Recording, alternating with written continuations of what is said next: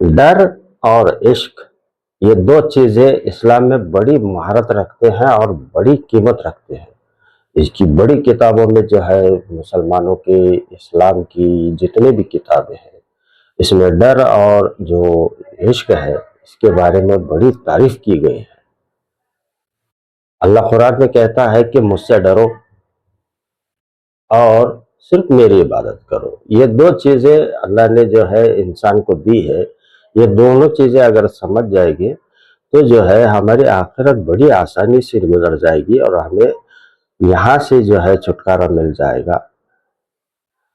पहले मैं आपको डर समझा देता हूँ, बड़ी छोटी सी इस टॉपिक में मैं आपको बता देता हूँ। मैं ज़्यादा वक्त नहीं लूँगा आपका, थोड़ा सा बने रहिए मेरे साथ में। डर वो चीज़ है जिससे जो है हमें कोई हादसा होता है या तो पुलिस की वर्दी वाला आदमी अगर हमारे नज़दीक भी आने लग गया है तो थोड़ा सा हमारे हरारत पैदा हो जाती है कि कहीं हमने कोई गलती तो नहीं की, ये हमारे पास क्यों आ रहा है, ये ऐसा सोच होती है हमारे अंदर। या तो कुछ ऐसा हादसा जो हमारी ज़िंदगी में कई हादसे गुज़र जाते हैं, तो ये दिल की धड़कन अचानक से बढ़, जैसे कोई एक्सीडेंट देख लिया तो घबराहट से होती है। हाँ, तो कोई इंसान अपने अमाल से भी घबरा जाता है कि पहले तो अमाल करते हुए डर नहीं लगता है, जब अमाल हो जाते हैं तो ओ ये क्या हो गया।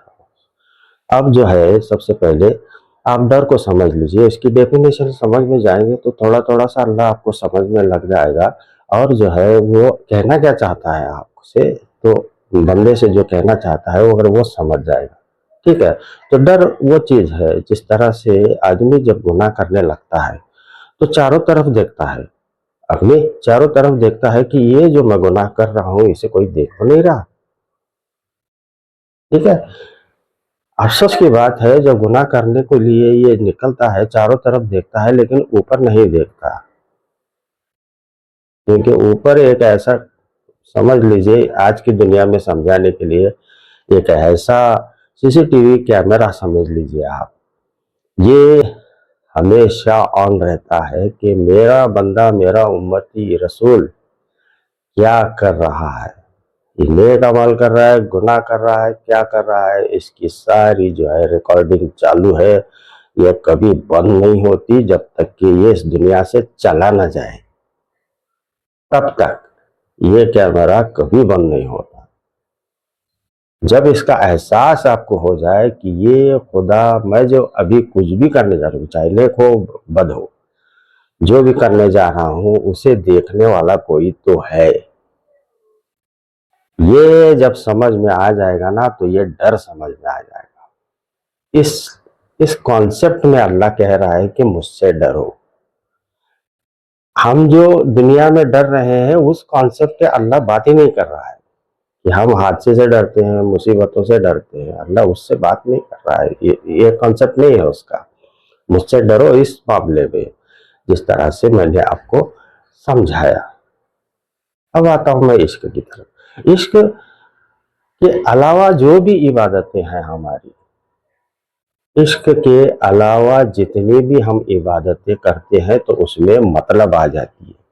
मतलब यानी जन्नत, नेकी, ये दो चीजें जो है हमारे, जो है हमारी इबादतों को तो बढ़ा देते हैं, लेकिन कॉन्सेप्ट ऑफ इश्क ये नहीं समझ में आएगा आपको। ये दोनों कॉन्सेप्ट अगर आप छोड़कर उसकी शौक में और उसके इश्क में कोई भी इबादत करो, सिर्फ नमाज ही नहीं कहता हूँ, दुनिया में अल्लाह ने जो है, अल्लाह के रसूल ने बहुत सारी इबादतें बता दी हैं, उसमें से कोई भी आप कर लीजिए, सिर्फ उसके इश्क में करने से जो है अल्लाह जो है समझ जाता है कि ये बंदा बिल्कुल उस लायक है। फिर जो है जब इसके अंदर ये नेकी का वगैरह कुछ लालच नहीं रहता है ना, बस उसको वो किसी तरह से वो मेरी तरफ, क्या बोलते हैं उसको, मेरी तरफ वो मायल हो जाए, या तो वो समझ जाए कि मैं जो कर रहा हूँ सिर्फ उसी के लिए कर रहा हूँ। और ये हमें जो है उसे मनाना है कि हम जो है तेरी इबादत करते हैं, तुझी से मदद मांगते हैं। ये कॉन्सेप्ट समझने के बाद में थोड़ा सा आपको इश्क की थोड़ा सा रोशनी मिल जाएगी।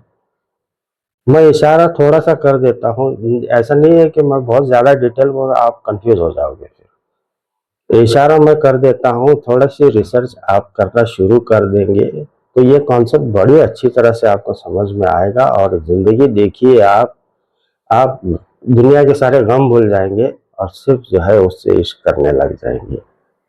ऐसा नहीं है कि अल्लाह जो है तुमने इबादत नहीं की तो डंडा लेकर ही बैठा है कि आपकी पीठ सुजा देगा। ऐसा नहीं है। उसने आपको खुली खुला छोड़ दिया है कि चाहे जो करो, आखिरत में मेरे पास आना है और हिसाब देना है। मिलते हैं साहब। शायद आपको ये आ,